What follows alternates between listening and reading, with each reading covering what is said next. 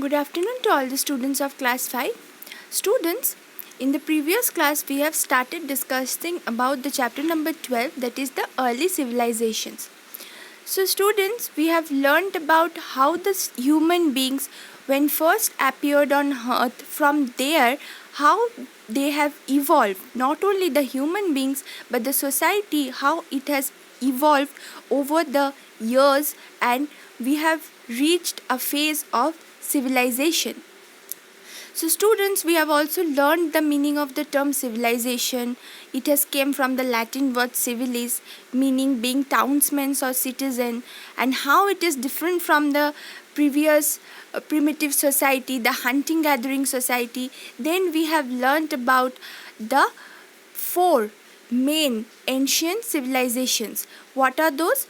Those are the Egyptian civilization on the banks of river Nile, the Mesopotamian civilization on the banks of river Tigris and Euphrates, the Indus Valley civilization on the banks of river Indus, and the Chinese civilization on the banks of river Huanghe. Now students, in the previous class we also started studying about some common characteristics between all these civilizations. The first common characteristics was location. That is, all the four civilizations are located on the banks of river. So river has an important role to play. That is, river help them in agriculture by providing fertile soil. Then it helps in irrigation. Irrigation is a technique where you can brought water into the land through canals or pipes, which require a lot of water and can be only provided by the rivers. So students, after that we have also known that rivers played an important role in transportation, because at that time there was no developed transporting system.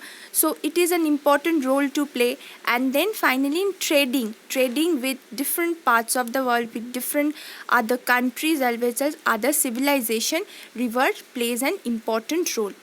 So this much we have learned in the previous class, and today we will learn about another important characteristics of the ancient civilization, that is the agriculture and trade, presence of agriculture and trade.